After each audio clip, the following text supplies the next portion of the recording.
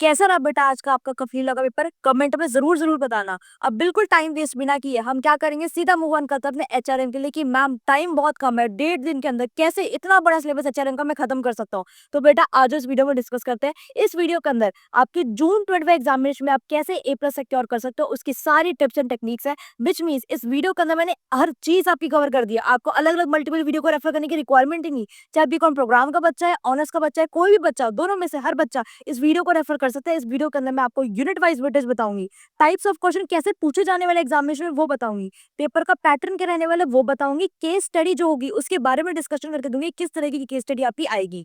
मैं आपको साथ साथ बताऊंगी कि 1.5 डे की स्ट्रेटेजी आपकी क्या होनी चाहिए। भाई इतना कम टाइम है, इतना बड़ा सिलेबस है, खत्म कैसे करना है, शुरुआत कहाँ से करनी है। तो इस स्ट्रेटेजी के अंदर मैं आपको बताऊंगी कि कब, क्या, कैसे और कहां से करना है।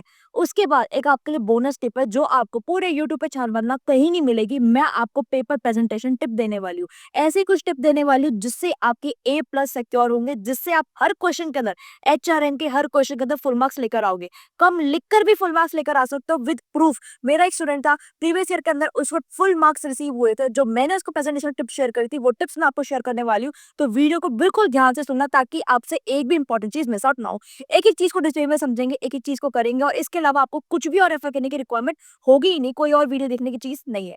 आ जाओ, सबसे पहले एचआरएम का पेपर हम डिस्कस करेंगे। सबसे पहले बात करेंगे यूनिट वाइज बाइफरकेशन की। यूनिट 1, 2, 3, 4, 5 कोई भी यूनिट ले लो, आपकी 18 मार्क्स ईच की आने वाली है। विच मीन जो बच्चा कहता था कि मैम मैं 2 छोड़ के जाना चाहता हूँ, 3 छोड़ के जाना चाहता हूँ, 4 छोड़ के जाना चाहता हूँ, कोई चॉइस नहीं है बेटा, सारी करके जानी पड़ेगी क्योंकि सारी इक्वल वेटेज की है। कोई भी छोड़ के जाओगे 18 नंबर सीधा सीधा शॉर्ट शॉर्ट गए, समझो गए। अब आ जाओ टाइप्स ऑफ क्वेश्चन, किस तरीके के क्वेश्चन पूछे जाएंगे। Direct question, simple direct question पूछा आपसे जा सकता है। स्टेटमेंट बेस्ड क्वेश्चन कुछ नहीं करते, सीधा एक स्टेटमेंट बना के दे देंगे, बोलेंगे कमेंट।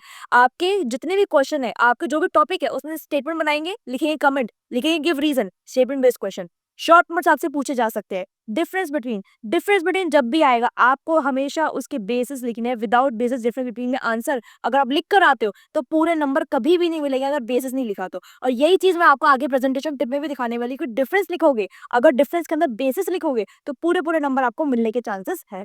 डन। फिर बात करेंगे बेटा थिंकिंग बेस्ड क्वेश्चन की।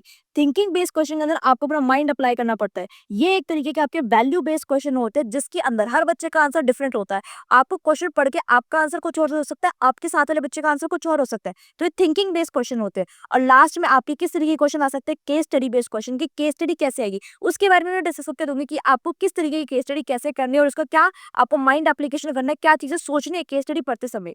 अब आ जाओ एक चीज समझते हैं पेपर का पैटर्न क्या रहने वाला है। आपका क्वेश्चन नंबर 1, 2, 3, 4 नॉर्मल क्वेश्चन आएंगे। इसका मतलब क्या है, वो आपके difference between, short notes, direct question, आपके स्टेटमेंट बेस्ड कोई भी क्वेश्चन आपका हो सकता है। पर एक गेम चेंजर क्या है, किसी भी यूनिट में से आपकी चॉइस आ जाएगी। मतलब 1 का क्वेश्चन, जो क्वेश्चन 1 है वो यूनिट 1 से और यूनिट 3 से पूछा जा सकता है। क्वेश्चन 2 है वो यूनिट 1 से यूनिट 2 से पूछा जा सकता है। तो किसी भी यूनिट से रैंडम आपकी चॉइस आ सकती है। तो आप प्रिडिक्शन नहीं कर सकते कि मैम मैं ये यूनिट छोड़ के जा सकूं। अब ये चीज समझो, क्वेश्चन नंबर जो 5 आपका बच गया वो 3 तरीके से आपसे पूछा जा सकता है। वो 3 तरीके कौन कौन से? पहला तरीका शॉर्ट नोट्स, 18 नंबर में आपसे डायरेक्ट शॉर्ट नोट्स पूछे जा सकते हैं। 5 आपको देंगे, आपको कोई भी 3 अटेम्प्ट करने होंगे शॉर्ट नोट्स।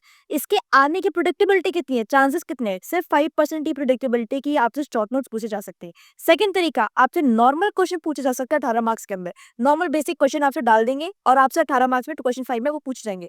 आने की प्रिडिक्टेबिलिटी कितनी है? 5%। जो आने की सबसे ज्यादा हाईएस्ट प्रिडिक्टेबिलिटी है 90% की, वो क्या आपसे short notes plus case study पूछी जाएगी। जिसकी बाइफरकेशन क्या रहेगी आपकी 9+90, 9 नंबर पे शॉर्ट नोट्स और 9 मार्क्स की आपकी केस स्टडी पूछी जाएगी। इसी थर्ड पॉइंट की अगेन डिटेल बाइफरकेशन क्या है वो समझो। अगर आपका क्वेश्चन नंबर 5 है और प्रेडिक्टेबिलिटी के हिसाब से 90% प्रेडिक्टेबिलिटी के हिसाब से ये वाला केस आपका उठकर आ गया, तो देखो पहली चीज क्या है, आपको क्वेश्चन नंबर 5 में कोई भी चॉइस नहीं मिलने वाली, मतलब आप ऑप्शन में इसको एलिमिनेट नहीं कर सकते। दूसरी चीज, केस स्टडी जो होगी आपकी 9 मार्क्स की होगी, जिसके अंदर आपको एक केस स्टडी दी जाएगी जो कि उसमें आपसे 2 से 3 क्वेश्चन जो होंगे केस स्टडी में पूछे जाएंगे।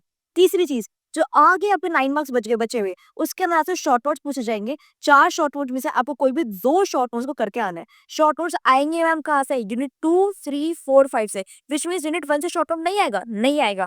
आपको शॉर्ट नोट के लिए सबसे पहले यूनिट 5 को प्रिपेयर करना है, ये मेरी आपके लिए रिकमेंडेशन है।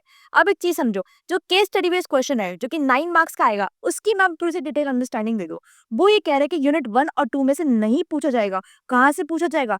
केस स्टडी का क्वेश्चन आपका यूनिट 3, 4, 5 में से आएगा। इसकी ये अंडरस्टैंडिंग हमको मिलती है कि 3, 4, 5 यूनिट को हमें केस स्टडी के हिसाब से प्रिपेयर करना है। यूनिट 1, 2 को केस स्टडी के हिसाब से प्रिपेयर करना ही नहीं। सिंपल तरीके से प्रिपेयर करके चलनी है यूनिट 1 एंड यूनिट 2 को। ये सारी चीज़ें मैं कोई हवा में नहीं बोल रही। ये चीज़ आपकी गाइडलाइंस में मेंशन है कि जो आपका केस स्टडी का क्वेश्चन होगा वो यूनिट 3, 4, 5 से ही पूछा जाएगा। और बाकी जो आपका शॉर्ट नोट आ गया यूनिट 2, 3, 4, 5, ये मैंने अपना एनालिसिस किया था आपके प्रीवियस ईयर एनईपी के क्वेश्चंस को चेक करके कि वो क्वेश्चन आपके शॉर्ट नोट्स के कहाँ से पूछे जा रहे हैं। ये जितना भी मैंने आपको एनालिसिस दिया है, आपके प्रीवियस ईयर एनईपी के पेपर को एनालाइज करने के बाद ही मैंने ये एनालिसिस आपके सामने रखा है। अब आ जाओ बेटा रोड मैप, जिसके लिए सब बच्चे वेट कर रहे थे कि मैम एचआरएम में इतना कम टाइम है, कैसे 1.5 दिन के अंदर पूरा-पूरा इतना बड़ा सिलेबस मैं कवर करूँ। मैं आपको डे वाइज़ बाइफरकेशन करके देती हूँ कि इस दिन आपको ये काम करना है। जो बच्चा इस तरीके से चल जाएगा, चाहे उसने कुछ पढ़ रखा है, चाहे उसने कुछ भी नहीं पढ़ रखा, वो स्टिल A+ सिक्योर कर सकता है अगर वो मेरे कहे हुए तरीके से चलेगा। सबसे पहली चीज़, आपको 16 जून को, मुझे पता है थोड़े-से फ्रस्ट्रेटेड हो, थके हुए हो, कोई दिक्कत नहीं है, काम तो करना है, टाइम नहीं है मैम क्या करें? एचआरएम का पेपर 18 तारीख को है। आपको यूनिट 1 एंड यूनिट 2 फटाफट से कंप्लीट करनी है। क्यों? क्योंकि वो आपके एक तो पहली बात छोटे यूनिट्स हैं और इसमें मेजॉरिटी ऑफ टॉपिक्स जो है आपके 12th क्लास से रिलेट होते हैं, जो कि आप ऑलरेडी पढ़ के आ चुके हो। सिलेक्शन का, रिक्रूटमेंट का एक बेसिक आइडिया, ओवरऑल आइडिया सब बच्चों को है। ये इस टॉपिक कहता क्या है, सिलेक्शन रिक्रूटमेंट का मतलब क्या होता है। तीसरी चीज जो आपको करनी है, बेटा मैं आपको केस स्टडी वीडियो के अंदर इंपॉर्टेंट क्वेश्चंस बताऊंगी। यूट्यूब पे कहीं भी देख लेना, वो आपको एचआरएम के इंपॉर्टेंट टॉपिक्स बता देंगे। मैं आपको टॉपिक्स नहीं बता रही, मैं आपको बता रही हूँ कि एग्जामिनेशन में उस टॉपिक में से क्वेश्चन कैसा बन के आएगा, क्वेश्चन की लैंग्वेज क्या रहने वाली है। तो मैं आपको वो क्वेश्चन बताऊंगी। आपको कुछ नहीं करना, आपको फटाफट से अपने यूनिट 1, 2 को कंप्लीट करके उस इंपॉर्टेंट क्वेश्चंस देखने हैं यूनिट 1 के और यूनिट 2 के। कहाँ से? उस केस स्टडी वाली वीडियो के अंदर से आप क्वेश्चंस को चेक कर लेना और देखना कि क्या आपकी प्रिपरेशन उतनी टॉप नॉच हो गई है या फिर नहीं। अब आ जाओ मास्टर डे पे। मास्टर डे आपका 17 जून का। इस दिन आपको सुबह उठते ही फटाफट से अपने यूनिट 3 को कंप्लीट करना है। अब आप एक चीज रियलाइज करोगे, यूनिट 3 के आधे टॉपिक तो ऐसे हैं जो कि आपकी क्लास 12 से रिलेट करते हैं, तो उसमें ज्यादा टाइम आपको नहीं लगेगा। जैसे कि on the job, of the job training, training development, ये सब चीजें क्या है? ये सब चीजें ओवरऑल एक बेसिक अंडरस्टैंडिंग है, 12th क्लास में पढ़ रखी है। तो फटाफट से फर्स्ट हाफ के अंदर मॉर्निंग में हम यूनिट 3 को कंपाइल करेंगे और फिर हमारे लिए क्या एक बड़ा टास्क रह जाएगा, एक नई और बहुत लेंदी यूनिट हमें कंप्लीट करनी होगी, विच इज यूनिट नंबर 4। वो हम पूरी कोशिश करेंगे, हमें इवनिंग तक वाइंड अप करनी है और उसके बाद हम यूनिट 3 के, यूनिट 4 के इंपॉर्टेंट जितने भी क्वेश्चन है, हमारी इंपॉर्टेंट क्वेश्चन इस केस स्टडी बेस्ड वीडियो में से कवर अप कर लेंगे। तो यहाँ पे अगर आपने काम कर लिया तो आपने 80% अपने पेपर को वहीं के वहीं क्रैक कर लिया है। इस वीडियो के बेटा खत्म होते थोड़ी देर के बाद ही यूट्यूब के ऊपर आपको केस स्टडी की वीडियो मिल जाएगी। ध्यान से सुनना, फिर से बता रही हूँ, यूट्यूब के ऊपर आपको केस स्टडी की वीडियो मिल जाएगी। इस केस स्टडी वाली वीडियो के 2 सेक्शन है। एक तो सेक्शन है जिसके अंदर बेटा आपकी आई हुई आज तक जितनी केस स्टडी है उसका मैंने आपको एनालिसिस करके दिया कि केस स्टडी को पढ़ना कैसे है, समझना कैसे है, उसके आंसर कैसे फ्रेम करें। और दूसरा जो उसका पार्ट होगा उसके अंदर मैंने आपको यूनिट वाइज जो भी आपके इंपॉर्टेंट क्वेश्चन है, आपको वो क्वेश्चन सारे मार्क करवा रखे। आपको कुछ नहीं करना, जब आप यूनिट 1, 2 को कंप्लीट करोगे, साथ साथ अपने इंपॉर्टेंट क्वेश्चन को देख लेंगे यूनिट 1, 2 के। जब आप 3, 4 को कंप्लीट करोगे नेक्स्ट डे पे, तो इसके इंपॉर्टेंट क्वेश्चन को भी चेक कर लेना कि भाई टॉपिक तो पढ़ लिया मैंने, पर टॉपिक के अंदर से क्वेश्चन कैसे पूछा जाएगा। टॉपिक नहीं बता रही मैं आपको, क्वेश्चन लिख के दे रही थी एग्जामिनेशन में, जो क्वेश्चन होगा उसकी लैंग्वेज कैसे फ्रेम होके आएगी।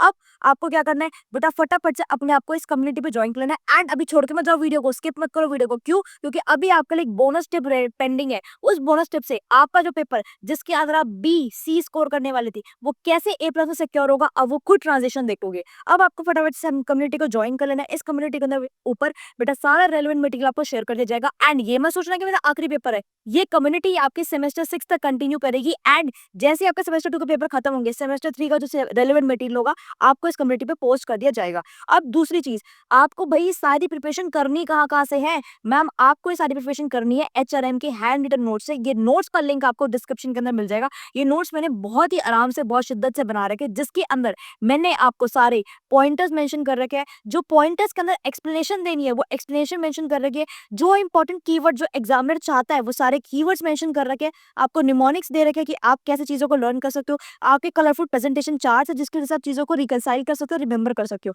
तो बहुत ही तरीके से आपको क्वेश्चन बनाए गए एंड आपकी पूरी की पूरी शिवदास बुक जो होती है उसका एक आप कह सकते हो कि निचोड़ है उस आपके एचआरएम को नोट्स करना, सब चीजें उसकी आपको कवर मिलेगी। ठीक है, तो एचआरएम के नोट्स का लिंक आपको डिस्क्रिप्शन में मिल जाएगा। एंड जिस बच्चे को लगता है कि भाई नोट्स में को अंडरस्टैंडिंग थोड़ी सी प्रॉब्लम हो रही है बिकॉज अभी तक मैंने कुछ पढ़ा ही नहीं है, तो वो बेटा अपने पर्टिकुलर टॉपिक जो है वो एचआरएम के कोर्स से जाकर रेफर कर सकते हैं, जिसका भी लिंक आपको डिस्क्रिप्शन के अंदर मिल जाएगा, जिसके अंदर मैंने 20 आवर्स के अंदर आपको एवरीथिंग कंप्रीहेंसिवली कंप्लीट करवा रखी है, जिसकी स्पीड आप अपने हिसाब से 2.5x तक भी कर सकते हो। तो विच मीन्स 20 आवर्स का कोर्स आप 10 आवर्स के अंदर भी बाइंड अप कर सकते हो। पर आप चाहो कि मुझे ये कोर्स में मैम जो आपने नोट्स में बता रखा है मुझे समझने में अंडरस्टैंडिंग में प्रॉब्लम हो रही है, मुझे टॉपिक ही समझा दो, या फिर कुछ टॉपिक आपको समझ में ही नहीं आ रहे, तो आप फटाफट से यहाँ पे जाके चेकआउट कर सकते हो, कोर्स के अंदर एनरोल कर सकते हो। अब बेटा बात कर सकते हैं बोनस टिप की विच इज प्रेजेंटेशन। भाई इस टिप को जो बच्चा मिस कर देगा वो अपने एग्जामिनेशन के अंदर खूब नंबर कमाने वाला है, बिकॉज ये टिप मैंने जिस जिस बच्चे को बताई है उसके पूरे पूरे नंबर आया, और इसका लाइव प्रूफ मैंने आपके सामने रख दिया। ये बच्चा था, इसको मैंने प्रेजेंटेशन समझो, इसका पेपर समझो, ये इसका पेपर लगा दिया पूरा।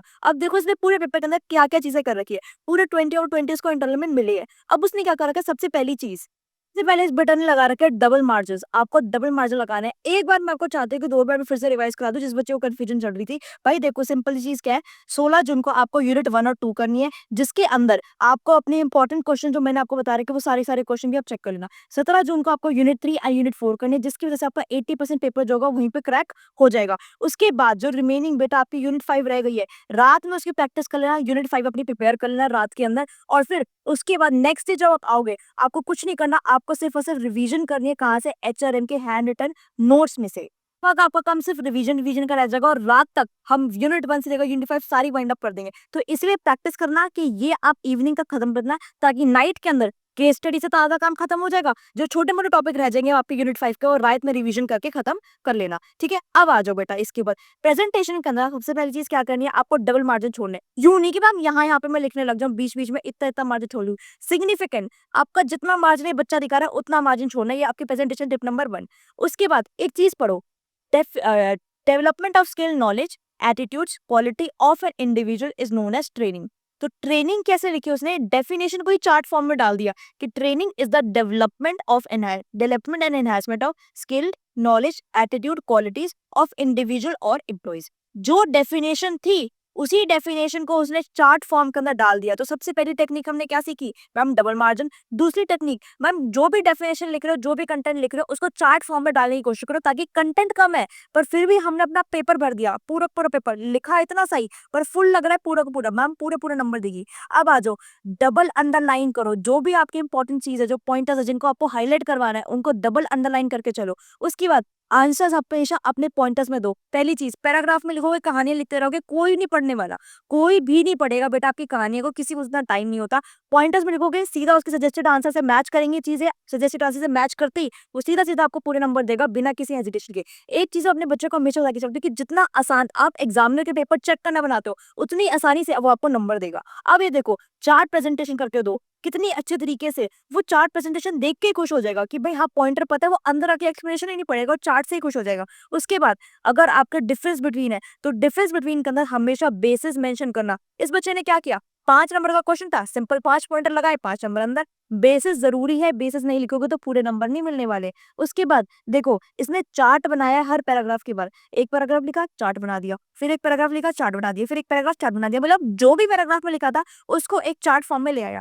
क्या हुआ, कंटेंट कम था, पेज फिर भी भरे भरे से लगे। भाई वो कहते हैं आपके और यूट्यूब पे कहते हैं कहानियां लिखो, पैराग्राफी फॉर्म में लिखो, एग्जाम्पल दो, ये दो वो दो, कोई दिक्कत नहीं है, पर इस तरीके से प्रेजेंटेशन दोगे। मैंने आपको तो लाइव प्रूफ करके दिखाया कि भाई जो प्रेजेंटेशन मैं बता रही हूँ उसको टीचर्स खुद एक्सेप्ट करते हैं अपने एग्जामिनेशन के अंदर। अगर ये प्रेजेंटेशन अपने एग्जामिनेशन में लिख के दोगे, सवाल ही नहीं उठता कि आपका A+ से कम नंबर आने वाले। बच्चे ओ ग्रेड HRM के अंदर स्कोर करते हैं बेटा। मैं ना कम्युनिटी पे शेयर भी कर दूँगी आपको उस बच्चे की मार्कशीट जिसके ओ ग्रेड आए थे। तो फिर मैं बोल नहीं रही हवा में बातें, ये चीज़ प्रैक्टिकली बच्चों ने इम्प्लाई करी है और देखो उनके रिजल्ट्स क्या है।